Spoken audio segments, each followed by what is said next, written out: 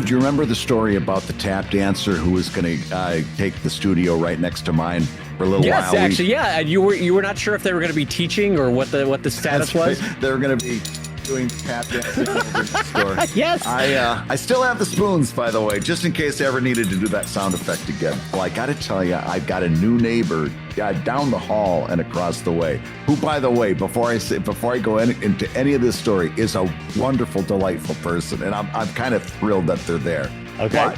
But for a long time, I didn't know what they were up to over there, because at one point during the day, I'll hear the sound effect of like a power drill.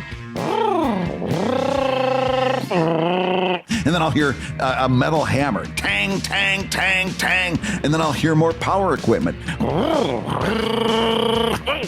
And then I'll hear, more tang, tang, tang. And that'll be going on like all morning. And I'm like, man, what are they doing over there? That's really, and then 5 minutes later, I'll hear 5, 6, 7, 8, kick and turn and spin and do and then if I do it that. And I'm like, what's going on? And let's take it again from the top. 5, 6, 7, 8, kick and turn and spin and kick. And then I'm like, what's going on there? And then 5 seconds later, it's pang, pang, pang. Well, evidently, there's a guy over there that's really cool. And by the way, nationally recognized. He does a dance troupe that uses found objects as part of the set. So they build their set using found objects, and then they do these dance presentations. I think they did Carmen at the Philadelphia Orchestra earlier this year. They do these amazing, and you can. I was looking them up. I was kind of scoping them out. Like, what are these people up to? They do these amazing dance presentations, and a bunch of the set is found objects. Well, okay, so first, when you were describing this, it sounded like maybe the dwarves of the Mines of Moria were also doing dance routines. But now that I know what it is there a way that you could ask these guys while they're doing their dance routine to build you a shed as part of the process? Like, listen, if you're going to be kang, kang, kang, and vrr, vrr, vrr, can you build me a shed while you're also doing this dance routine? So what, have you gone in and asked if you could watch? That might be fun. Not yet. I am thinking, I'm trying to find a way to introduce myself, because this guy, and again, he's a nationally renowned dance, person. Dancer, he does a dance troupe. Right. And he's a graduate from the University of the Arts, where I teach storytelling. And right now in my storytelling class, I've got a couple of, I got 2 or 3 dance students who are like doing amazing storytelling. I can tell they're super creative people. So I also want to pull them aside sometime and say, hey, if you're ever looking for a couple extra dancers, I got 2 or 3 that would probably be amazing. So I'm also trying to figure out some inroads for my students too, but I'll keep you posted. I want to check this person's performances out, because they've got to be, from the photos I'm seeing, they've got to be amazing. I love the idea that all the studios around you in this building are slowly filling up with dance studios, because the idea of Brad like walking in the morning with his keys and like a couple of new pens or something, and he's going into a studio and just surrounded by tutus and like leotards and a bunch of different, like maybe there's some improvisational jazz dancers over here. There's some Bob Fosse type people going down the hall like ta, ta, ta, ta, ta, and you're just like, all right, just trying to get to my studio. All of these people in excellent physical condition, and me. And on that note, I'm going to say hello, everybody, and welcome to ComicLab, the show about being in excellent condition and making comics. And being in excellent condition and making a living from comics. I'm Brad Geiger, the author of the Webcomics Handbook and the creator of Evil Inc. And I'm his friend Dave Kellett, cartoonist of Drive and Sheldon and co-director of Stripped. And this week's Hour of Comics Advice is made possible by your support at patreon.com/ComicLab. So Dave, Let's talk comics. Let's talk comics, my friend. We got a really good show for everybody today. And I want to mention that you could be watching the show live right now if you join us over at patreon.com/ComicLab at the Live Gab group. We do a live stream every week where you can watch the show being recorded in real time. And there is a concurrent chat running along the side. So we answer questions before the show, during the mid-show break, and after the show. And there's obviously a community chiming in and talking to one another as they go. So do join us over at patreon.com/ComicLab. Dave, our opening question is one that I know you're going to love because I know you love etymology. In other words, the study of words, not to be confused with entomology, which is bugs, right? But this person's asking a really existential question about the language of comics. And it goes like this. Specifically, the word comic itself is what we want to talk about today. It occurred to me that comic maybe isn't the best word to describe the medium in which we work. After all, the word's primary definition means having to do with comedy. And of course, not all comics are funny.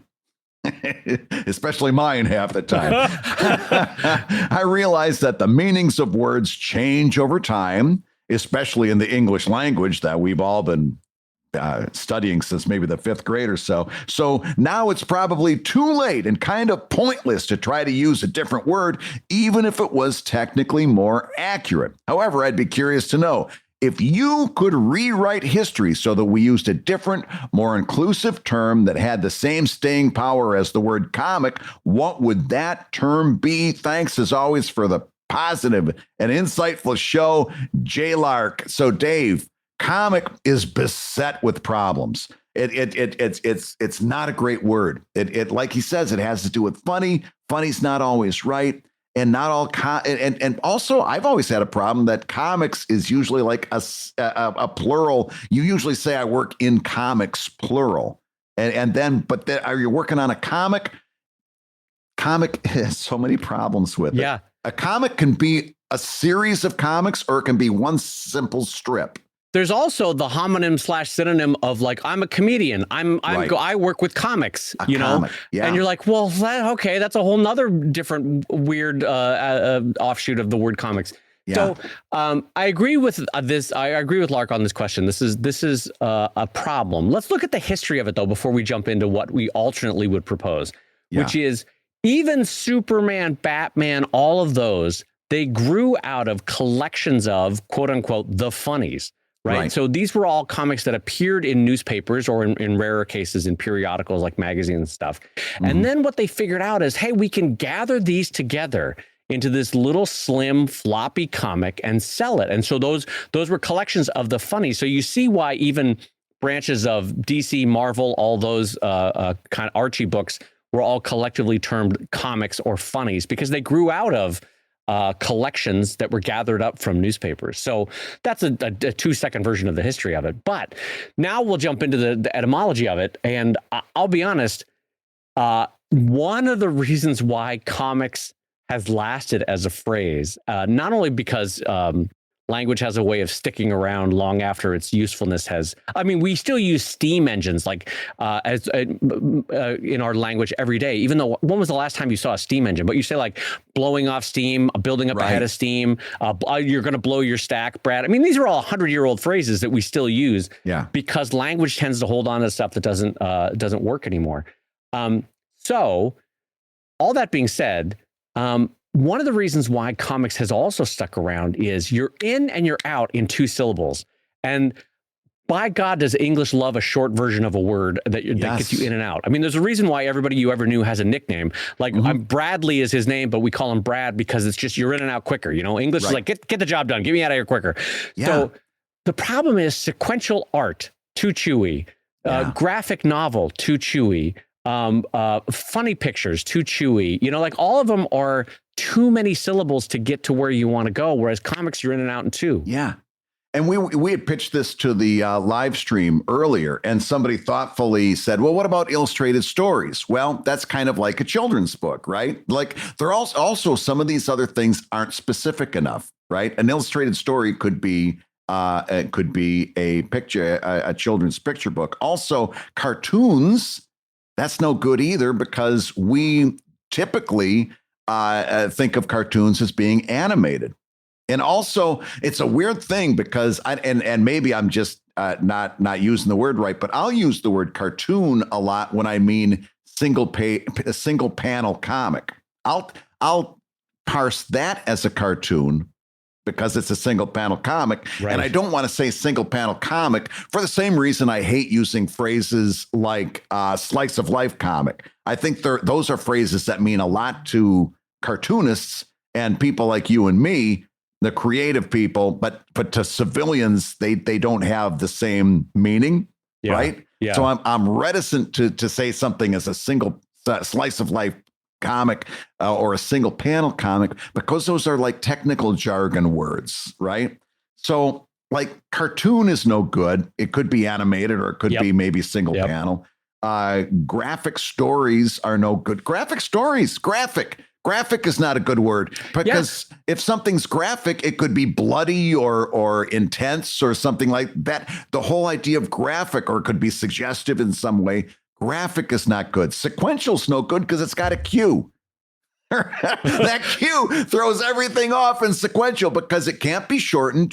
You see classes called it's SEQART with the A capitalized. Right, like SCAD. That when we went down and lectured at SCAD, they call it the sequa department or the sec, but you never know how to pronounce that either. Like exactly. It's like Seca, Seca, Sequa, Sequa art. And so it's all just an imperfect hodgepodge. And like Brad said, you could do other words that history has tried out, like the funnies. Well, again, that falls into the humor trap. Right. Any kind of doodles or drawing stuff tends to infantilize it, so it tends to make it feel like only for little kids. Whereas how would you term blankets or mouse if you're going to try to use something like it doesn't work in that regard. I actually think from a historical development standpoint, that graphic novel as a phrase perfectly did what it set out to do as a phrase. Like you hear the word graphic novel, you know you're not getting Ziggy. You know what I mean? Right. You know you're not getting Moby Dick. What you are getting is a merge of the two. You know, you're getting graphical storytelling that usually has a serious import to it. You know, a little bit of emotional and moral heft that maybe the funnies, quote unquote, don't have. But as a catch-all term, when you say comics, and the thing is, it's usually you have to do a 5-minute clarifying of like, well, okay, yes, I do work in comic books, but also I have done comic strips, and then I sometimes I do graphic novels, and you know, like you have to literally clarify the 17 different delineations below comics, because but it's the weird catch-all that we've gotten stuck with that sort of delineates.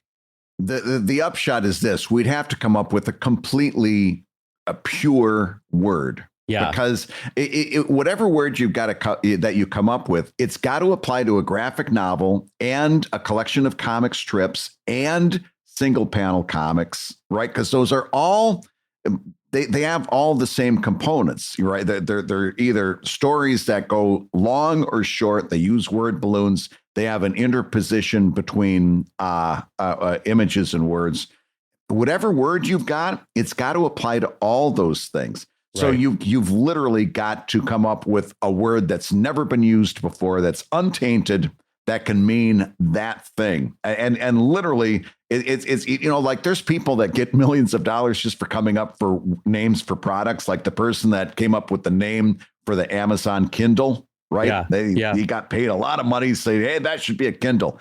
It should be. It's got to be like one of those words, not even Kindle, because obviously that is a connection, but like a combination of syllables and consonants and vowels that haven't been formed before, that is untouched, that says that over there, that is a Schmeitbidaba, and that's what it is. And now the word is just that thing. We don't have to worry about it, but nobody's going to come up with that. Well, what's interesting from a marketing standpoint in English, not in Japanese, but in English, how much better suited and used manga is as a term. Wait a minute. What? That's our word. Manga. Why don't we just steal manga and use it for ourselves? We'll just appropriate it like we do everything else. And I'm being half kidding and half serious. Why don't we? Manga is kind of a good word for that, don't you think? Well, okay, let's do this as a thought experiment. My immediate reaction to that is if I bumped into somebody, let's say Emerald City Comic Con or San Diego Comic Con, and they're like, "Oh, Dave, have you met Greg? Oh, hi, Greg. What do you do?" "I do manga." I would immediately have a little mustard on that in terms of what they produce. I would think that they produce a 100 to 250 page book that is kind of in the Japanese style, drawn a specific way. I would think of a family of art, you know. And that's just my own personal mustard. But okay, let's try that thought experiment. If Greg is a comic strip cartoonist and he says, "Oh, I do manga," how would you read that after you're like, "Well, wait, no, Greg does a comic strip." Same exact. Yeah. I mean, the word, so the word would have to develop along with the usage, right? So then you'd say, "Oh yeah, did you see did you see today's manga in the New Yorker?" Right? And it's a single panel manga in the New Yorker, right? Yeah. It would have to start like, well, and the truth of the matter is, the English language always evolves. And by the way, it wouldn't be the first time the English language is just hunkered on to something that from another language. Yeah, kindergarten. Yeah, we took that one in real quick. Yeah. Wouldn't be the first time we just took something and said, "Okay, this this is mine now." Yeah, this is ours. And by the way, we're going to misspell it. Yeah. Yeah. So try to stop us. Yeah. But I think what would happen is as you would start to use that word, it would start to develop and evolve and grow and encompass all of these things. But honest to goodness, manga is kind of that word we were looking for because it doesn't have all these attachments like the word comic does, or funnies, or graphic. It's short. Listen, Dave, manga is everything we were looking for.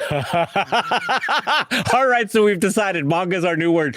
No, I will hold to this, that I don't think, I think we lost out on that marketing push because manga, from a purely marketing standpoint, you go to a Barnes and Noble and there's 4 rows of manga, right?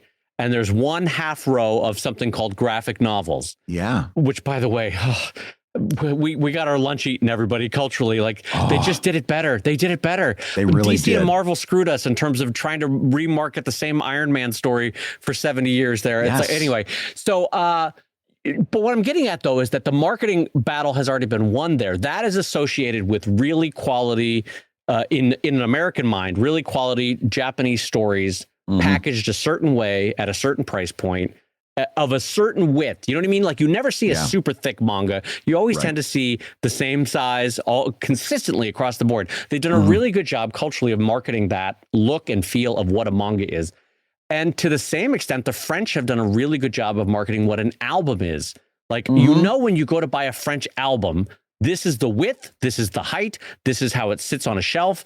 And this is the style of the cover. The artist's name is always on the top, and then the title is somewhere in the bottom. You know what I mean? Like, it has a very specific and culturally established way of presenting what an album is in the Franco-Belgian market.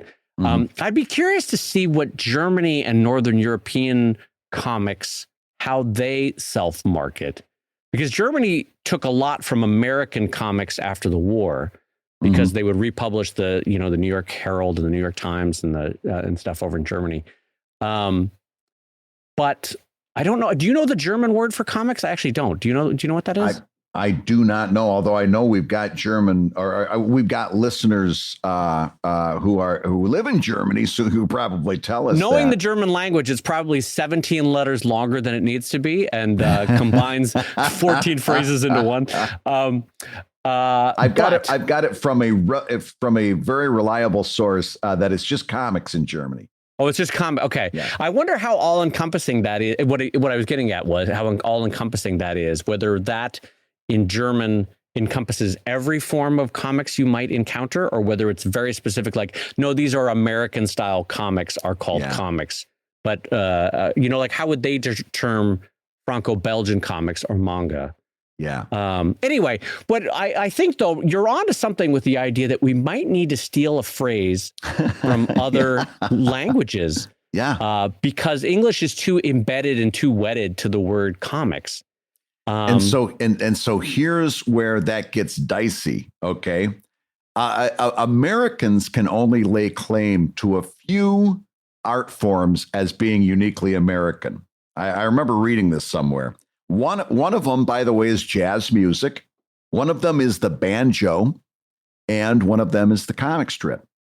And thereby comics, in general, that whole idea of sequential art. It's uniquely American. It was born here. Okay. Yeah. Well, I was going to hesitate ahead. because there's some historical argument that it was also much like calculus on opposite sides of Europe, that some German cartoonists were also doing sequential art at the same time. And the first Americans were also doing it. I'm gonna check myself there, because even as I'm saying that, it's like, well, no. When I went, we took a look at it's not the Aztecs. It's the starts with an M. The Mayans. Oh, the Mayans. Yeah. Okay. There was sequential art there, thousands of years before. Yeah. So maybe not as American as I thought. Egyptians had a sort of sequentiality to it. And the Bayeux tapestry also had a sequential storytelling. Well, okay. So if that's the case, we can still keep the banjo. We still got the banjo. Nobody's taking that from us.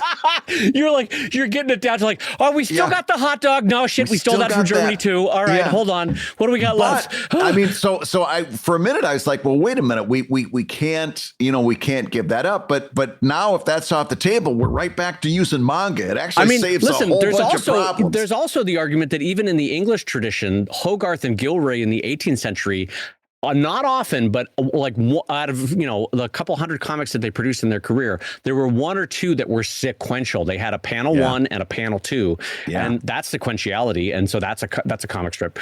But anyway, long story short, we do, though, much like manga self-describes as, oh, this is shoujo manga, or this is like they delineate between types of manga. Mm-hmm. In a way, what American, or broadly speaking, what English speakers have done with comics is we delineate by saying, oh, I'm in comics. Oh, what do you do? Oh, I do comic strips. What do you do? Right. Oh, I do graphic novels. What do you do? I do superhero books, or, that kind of thing. Like, we have... Unlike Japanese, which gets it out in 2 words, we have to do kind of a whole follow-up sentence. You know what I mean? Yeah. And in my and you've got a very different life experience than mine, because after you say I'm in comics, they keep the conversation going with you. Usually with me, I say I'm in comics and they walk away. I never get a chance to have the follow-up conversation. So here's what happens to me in LA is that I was at a party this weekend, a little kid's party, and I was talking to one of the moms, and she's like, oh, I was like, what do you do? And she's one of the CGI heads for the next Spider-Verse movie. And I was like, oh, that's cool. Oh. She goes, what do you do? And I go, oh, I'm a cartoonist. And she goes, oh, what animation team are you with? Like, she just assumed that I was talking about animation because I live in LA, Yeah. Yeah. And so, that too is a blurry line that you then need to clarify. Even when you say I'm a cartoonist, there's a lot of people that consider that to be animator as the default, Right. Yeah. I don't know. Other than going super generic, right? As to be a visual storyteller, which is also chewy. But see, you say visual storyteller, and it to me, I always flash on some guy in a small art gallery who's half naked with blue paint on his chest, and he's holding a banana, and that's his visual art. You know what I mean? Like, all right. Visual artist always sounds like some weird hoity-toity experimental thing that I'm going to be like, I'm out. Let's grab the glass of wine and go. We're done. We're done. Well, there's my friend making sure he gets that free glass of wine.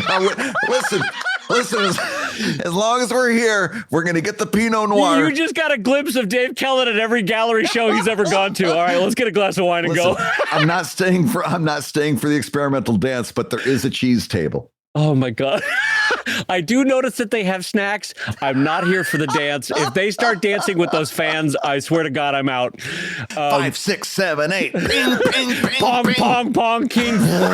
Oh my God. Nothing makes me want to leave an art event faster than when dance. I did a whole comic one time about how dance is our most useless art. And boy, did I get a lot of grief for that one from dancers. But you were right. But you were right. Dance, our most useless art form. So the oh God, I'm gonna get grief for repeating that on the podcast. I'm gonna get 5 emails. How dare you? I have 6 MAs in advanced dance, and I'll tell you what. I was saying you were right, but then now I think about my 3 students who are dance, and they are the most phenomenal people. So I got to change my mind about that too. I'm changing my mind about everything now, Dave. About comics being an American art form, about dance. I got to change my mind about anything. The only thing I can't change my mind about is that I think we're stuck with comics. I know. And from a marketing perspective, again, it's terrible because when you go to that shelf, that half shelf in a Barnes and Noble, we've walked by the 3 to 4 shelves, full shelves of manga, and you get to the section. Does that shelf, Brad, does it say comics? Does it say graphic novels?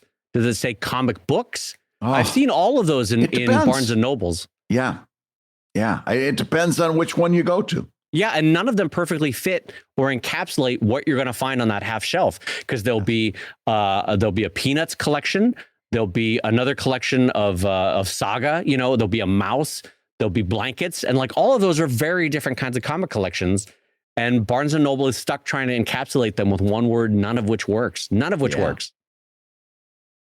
Hey, if you're listening while you work, take a minute to stand and stretch. And while you're doing that, we're going to tell you why you should join us on Patreon. When you do, you're going to get hours and hours of podcasts that we recorded just for backers. And exclusive Patreon posts that go even deeper on ComicLab topics. And access to our exclusive Discord server, which is a thriving community of professional cartoonists. So you can support the show you love and get tons of actionable resources for your own cartooning. And listen, if you can't swing a pledge this month, we get it. No worries. Yeah, listen, you can still support the show by rating us wherever you get your podcasts. Just leave a 5-star review and a few kind words. That, along with mentions on social media, is incredibly helpful.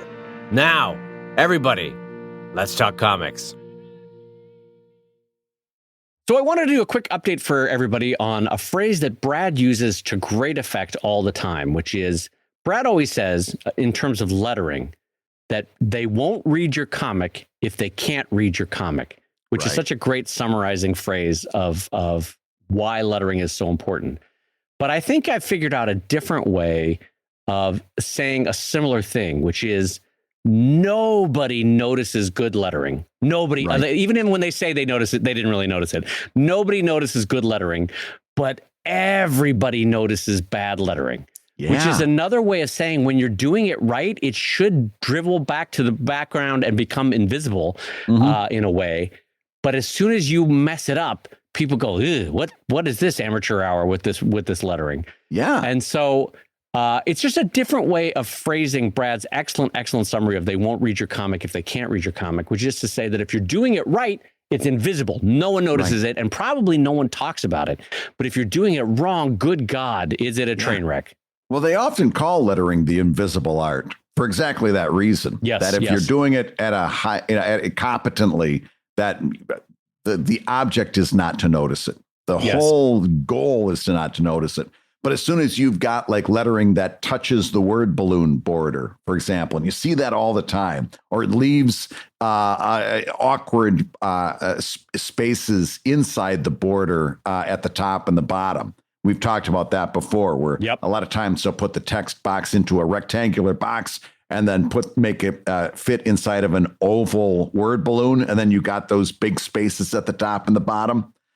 That stuff gets noticed very, very quickly. Or just, bad lettering, hand lettering, using a junky font, if you're using upper and lower and you're using it too small, all of these things stand right out as soon as you see it. But if you're doing it well, it's kind of unfair, because if you're doing lettering well, you're never going to get called out for it. No one's ever going to say, look at this beautifully lettered comic. Right? They're just not. They're going to say, look at this comic. And that's the closest you're ever going to get to a pat on the back. Yeah, Brad's 100% right. It usually gets rolled into a broader, nice compliment about your comic. You know, it's like, oh, I really like your comic. They'll never specifically call it out.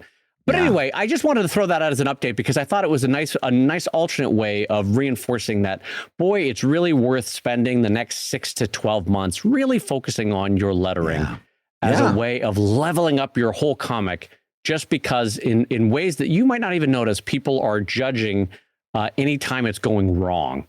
So again, it's just a different way of looking at Brad's excellent phrase of they won't read your comic if they can't read your comic. Anyway, let's jump into our next question coming in from Ken over at patreon.com/ComicLab. And Ken writes, hey, Brad and Dave, I would love to hear your thoughts on phrasing I've been mulling around. So this is another language question, Brad. I know the words we use about ourselves matter.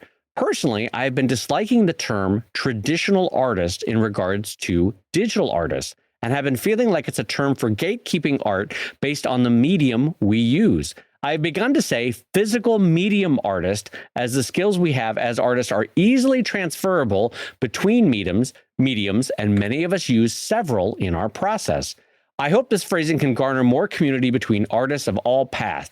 So, Brad, not really ending off on a question there, but I think you get Ken's gist here, which is that the distinction between digital artists and traditional artists, you know, someone who uses ink and paper, is that fair? Is that the best way to do it? How would you, as Brad Geiger, suggest that we do this?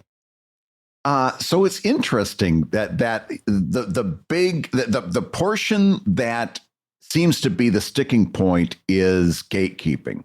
I don't like it because it's gatekeeping. And then he goes right over to a different gate. Right? That's kind of true. Yeah. We haven't eliminated the gate. You just went to a different gate. Well, I don't like this gatekeeping because this gatekeeping is traditional artists. I like this gate over here, physical medium artists. Come on over to my gate. This is a much better gate than those guys with you're actually gatekeeping the gatekeeping, for crying out loud. I got an idea. How about artist? How about it doesn't matter whether you're a traditional artist or a physical medium artist, because the only people who care about that are other artists, and there can be any number of ways that you can explain that. And frankly, they're probably going to kind of know a little bit anyway. But when you're talking to an audience, when you're talking to civilians, potential readers, potential Patreon backers, what you find out very, very quickly is, for the most part, they don't care how you done it. They just care if it's good, right? Did you do it with ink? Did you do it with pixels? Did you do it with watercolor? It kind of doesn't matter. But what matters is that you did something good. So tell me if I'm wrong. Oh, I will. But my initial thrust is to reject all of this and just say that you're an artist because you're just trading one gate for another. Well, I got to tell you, since Brad just pulled up in his Volkswagen van again and goes, hey, man, we're all the same, brother. Let's break down the walls between us. We're all just artists here, man. Yeah, fantastic, buddy. So I get what you're saying, but I also get what Ken's saying, which is that words do matter, and language, and we do define ourselves off of one another, or differentiate from one another, and not even necessarily in a negative way, just saying what I do is X, I do not do Y, you know, that kind of thing. And how do we do that in a way that's least offensive, I guess, is what Ken's trying to say. But I take your point immediately in that as soon as you set up any kind of phrasing that's differentiating, that's essentially a form of gatekeeping or a form of othering as soon as you make a phrase. So let's just assume for a second, all good intentions. No one's trying to gatekeep. No one's trying to other. No one's trying to make a hierarchy of who's better. How would you, Brad, someone says, oh, you're an artist. Okay, great, Moonchild. We got past the fact that we're all one in the universe and sun shines upon all of our faces. But okay, so now, Moonchild, we've moved past that. How would you differentiate what you do with Evil Ink versus what I do with Sheldon? Careful. I saw that reaction. Careful.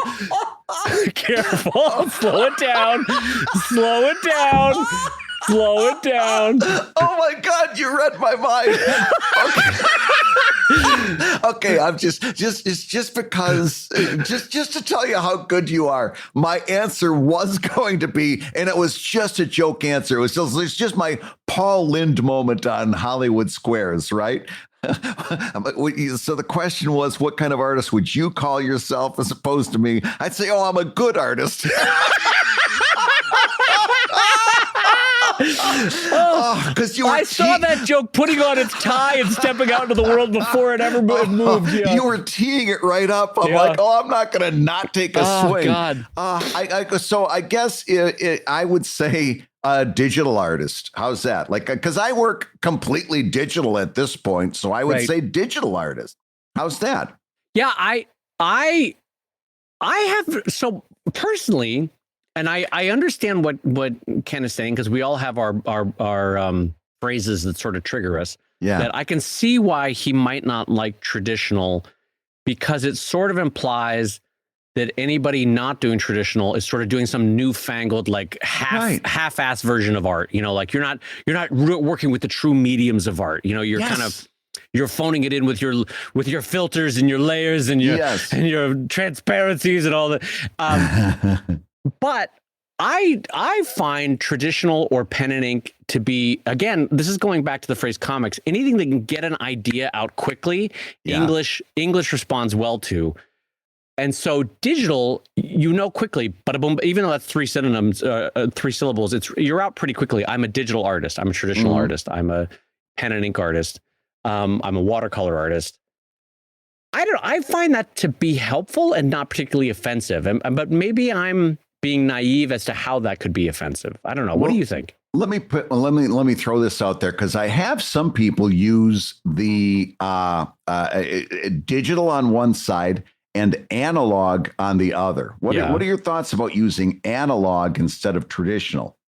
So I have heard that used, and I have used it myself on occasion, and I find it to be a little wonky. It's a little imperfect. Yeah. Because analog, when someone says, oh, I'm an analog artist, I always feel like they're an audio technician that only works on reel to reel, or they only work on traditional film. They don't film. And for whatever reason, I always apply it to another art form that has pre-digital but technological tools. Do you know what I mean? So film, audio, I'm trying to think of something else that was technological, but everything that had technology in it, but wasn't yet digital, that's what I always assume as audio. So someone that works on tape rather than on digital recording, someone who works on film rather than digital. That's what my mind always goes to that in terms of immediately jumping to the word analog. So it works, but it's imperfect, to my mind. Yeah, I'm afraid I'm coming up with very little, because unfortunately, even though, and I will agree, using the word traditional is a little gatekeepy. I get where the question asker is going with that. Unfortunately, it also is very, very quick in its communication powers. Like when you say traditional artist, just about everybody knows what you're talking about. There's somebody who's using paper, pen and ink, paints, that sort of thing. Right. It unfortunately, it's very effective and it's very efficient.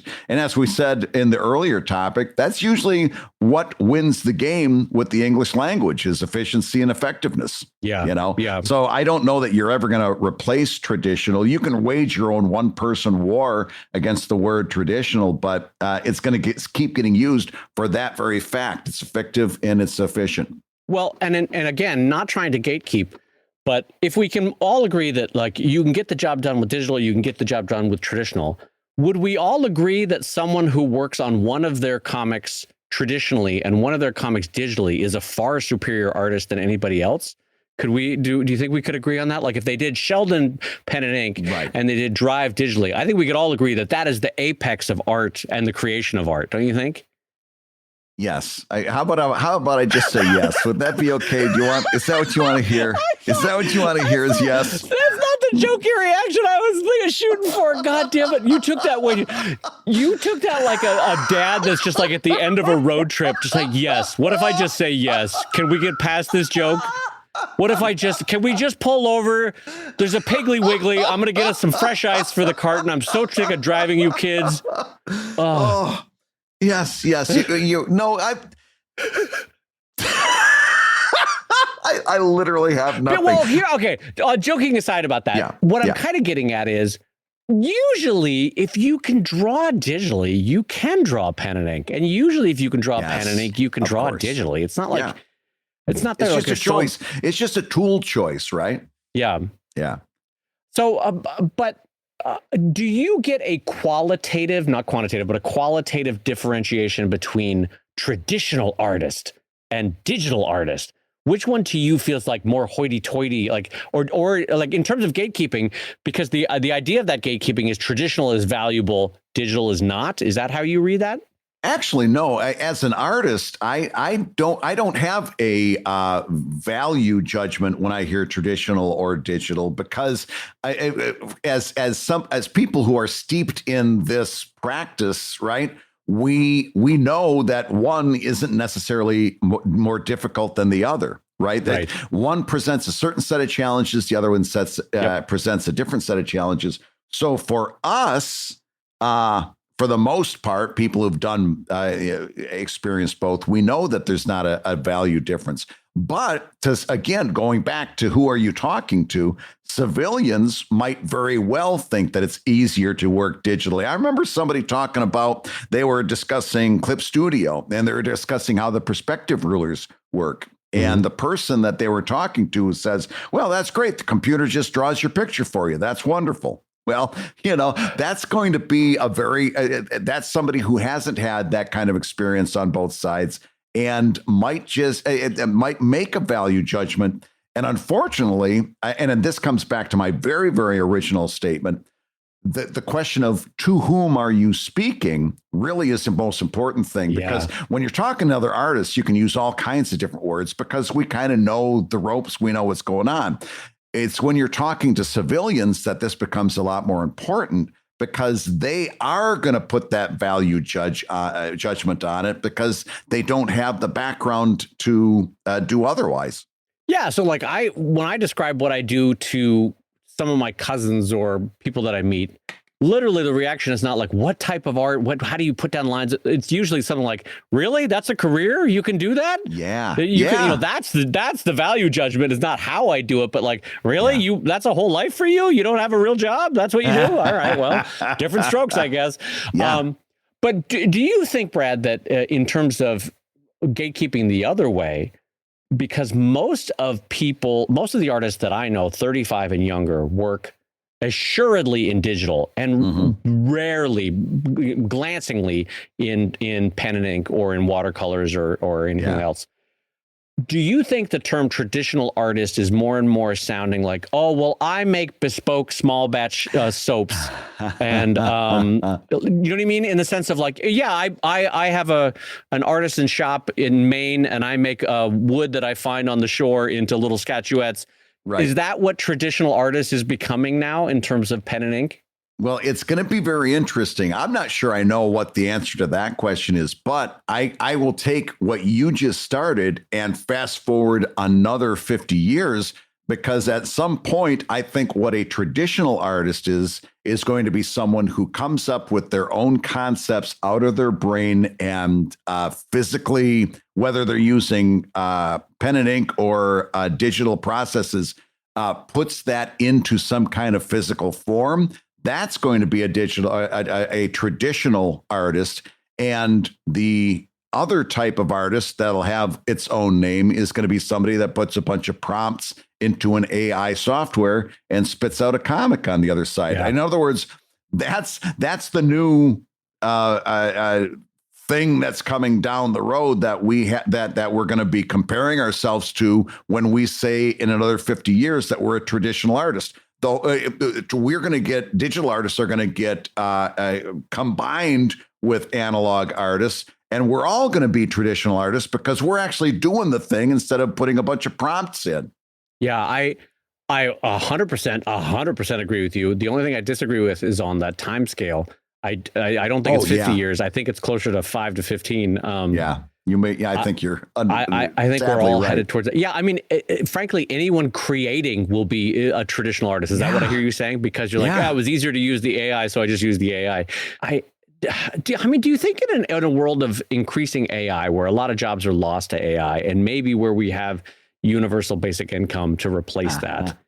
Do you think? I'm just imagining a world 20 years from now. If that were the outcome. Yeah, but I'm with you. I'm just imagining how we could structure this as a society when AI takes a lot of jobs. Yeah. But let's say we have that. Do you think we actually end up with a net higher amount of artists, quote unquote, where people are like, well, I'm going to spend my time making art now, and even though AI could do it better, I'm going to, in the same way that like, I'm never going to be Led Zeppelin in my guitar skills, but I might want to pick up a guitar and start playing, Yeah. No, I think that would be a wonderful experiment. I'd love to think that it was the truth. You know what I mean? Yeah, you're right. Yeah, I like that attitude. There's a part of me that looks at that, and it's a very Star Trek kind of view of the future. Yeah, that you're this right. Idealized futurism where we've taken care of our basic needs, and now I'm free to explore the galaxy or explore my own galaxy through art or to be creative. Very poetic. Yes, I've got a sneaky suspicion it's going to be more along the lines of watching somebody flip through TikTok.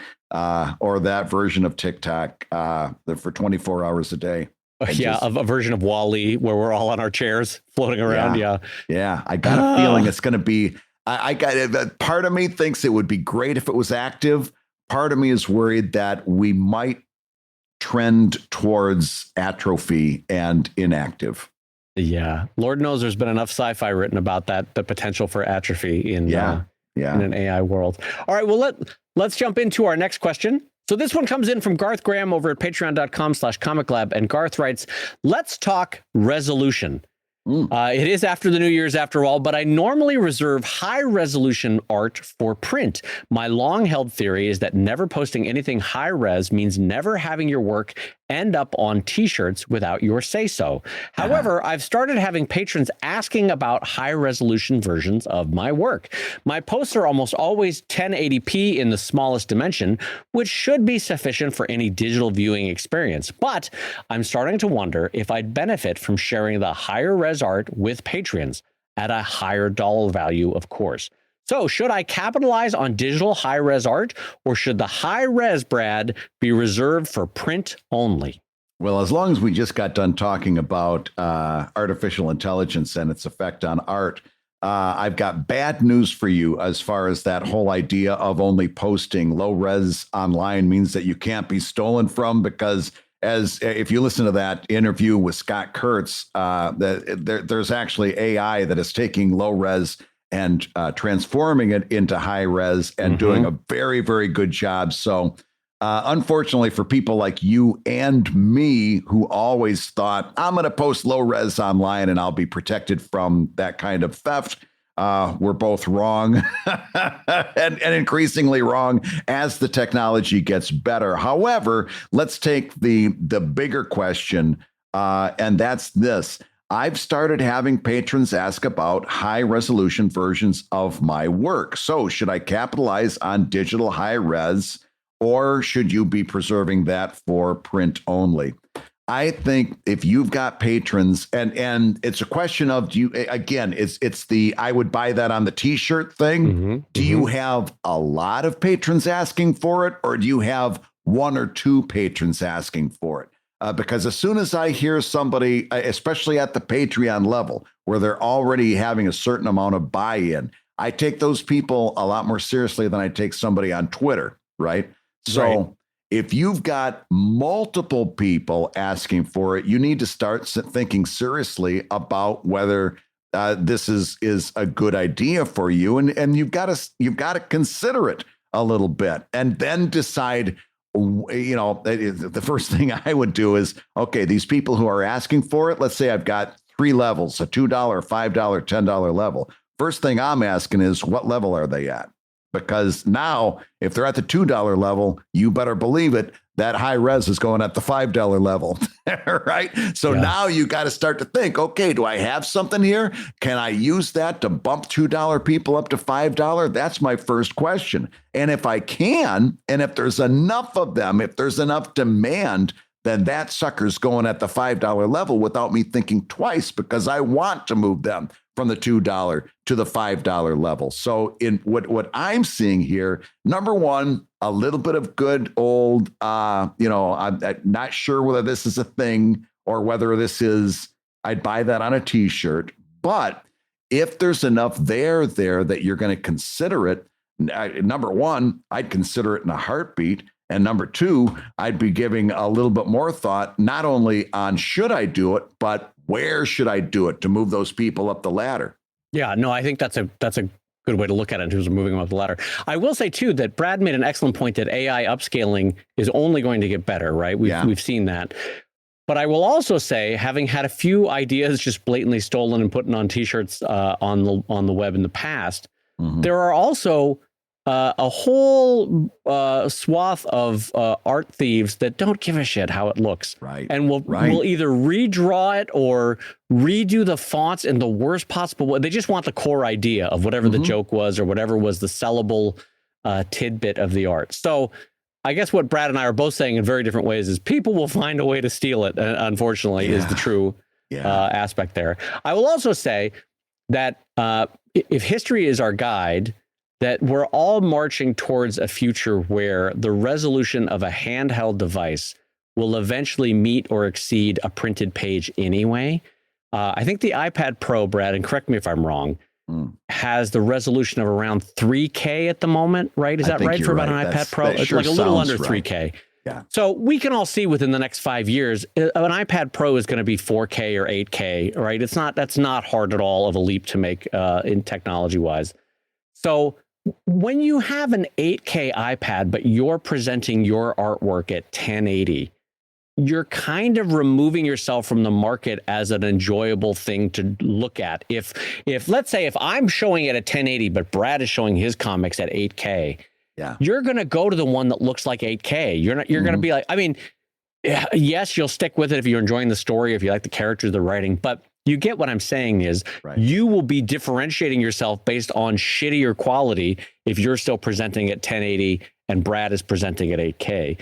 So I think we're headed towards a point where we're going to have, based on the devices we all carry and use in our life, we're going to have to show higher resolution slowly but surely. And then to Brad's point, I think in the interim, make it something that you're working people up the ladder for in the meantime. You probably have 2, 3, 5, 10 years until you really have to start showing print resolution artwork online, where most of the world has fiber and most of the world has 8K screens. I mean, am I on the wrong path, Brad, in suggesting that that's where we're headed anyway? No, you're exactly right. But let's also stop and clarify just for a second, because the whole idea of, I don't want to put print resolution up there is that someone's going to download it and print it, right? And yes, maybe they'll print a t-shirt, but how much of your business is t-shirts? Right. If you're doing a rampaging t-shirt business, okay, I can understand it. But probably if you're like most of us, you're probably not. And the stuff that you're posting on Patreon isn't t-shirt designs. It's comics. Right. And we all know that comics, single panel comics, but most comics don't work well just transferred onto a t-shirt. Right. Even single panel comics, which are the closest you're going to get. Even that typically has to be refined even further to make it t-shirt kind of stuff, right? You just can't slap a single panel onto a t-shirt. It's not super effective in terms of merchandising. So number one, I would take that whole t-shirt thing and settle it down a little bit. But even number two, do you really think that somebody is going to download all of your high-res prints and then go and contract an offset printer and get a beautiful copy of your book printed? Probably not. You've still got the lock on that, on a really good high-quality book, not a POD piece of shit that you've uploaded and well, who cares? But a real beautiful book.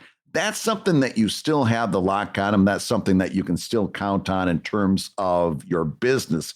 In other words, a lot of this stuff that you're worried about, like Dave says, is kind of going to be, a moot point because AI is going to make it all achievable. But B, you still have the ability to do your big swing merchandising, which is all, offset print and the high end stuff that you hang your hat on year after year. You're still going to have the lock on that. Yeah. I had a reader one time come up to me at Calgary Comic-Con, Brad, and they had a big 3-ring binder, and they were an odd duck, but they came up and they, hey, can I show you what I've made? And I said, sure. And they opened the 3-ring binder, and I couldn't believe what I was seeing. They had printed out and punched. They did a 3-hole punch, printed out 3-hole punched, and then put together a 3-ring binder of the pages of Sheldon.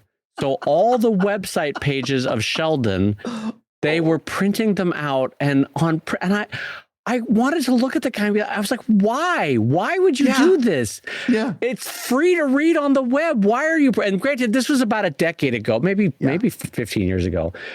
But why? And so yes, people could do this. And to Brad's point, yes, you could send this to print on demand, but it's only going to be the super rare weirdo that's going to do it because the quality was terrible, first of all, because it was done on like a home Epson with home Epson cartridges, and it wasn't even a laser. It was like, how expensive was that binder? Yes. Also, that was another reason why I'm gonna stop myself because I think he printed it out on a work printer or a school printer. I don't remember. Yeah, but there was 1,000 whys behind why did someone do this. So I guess partially why I mentioned this story is, there will always be someone who will steal or reuse or do something with your art that you didn't intend. Yeah. But you can't live in fear of that, especially as we move towards an ever increasingly high resolution of the standard internet and the standard screen and the standard bandwidth that we all have at home or work. Right. So, know that there is going to be the occasional weirdo that will steal from you. Know that there will be the occasional company that will steal from you that you can do a C&D on, by the way. But I think to Brad's point is the best way to handle this in the interim is to work people up the ladder of Patreon and offer it at a suitably high level. Yeah. One thing that we always tell our listeners is that anybody can steal what you're doing today, and anybody can steal what you did last Monday. But the reason that you're going to stay in business is that nobody can steal what you're going to do next week. Yeah. Right. And that's your Patreon and that's your Kickstarter. They can steal what you're doing today, but they're never going to be able to steal what you're doing next week. And Dave and I are going to prove it to you because we've stolen all the time that we can from you today. And we're going to be here next week doing it all over, telling you to listen to ComicLab, the show about making comics and making a living from comics. Your hosts have been my friend Brad Geiger, the editor of webcomics.com and the creator of Evil Inc. at evilcomic.com. And my close personal friend, Dave Kellett, co-director of the comics documentary Stripped and the cartoonist of Sheldon at sheldoncomics.com and Drive at drivecomic.com. And the Comic Lab theme song is used with permission from Andy Creighton at theworldrecord.net. And this episode was edited by Matt Woodard of Woodsong Productions over at www.woodsong.media. If you love Comic Lab, you can rate and review the show on Spotify and Apple Podcasts, and you may hear your review featured on a future episode. And Comic Lab is made possible by your support on patreon.com/comiclab. So we'll go ahead and say that twice. Patreon.com/shuffle kick turn at a bar. Shuffle kick turn at a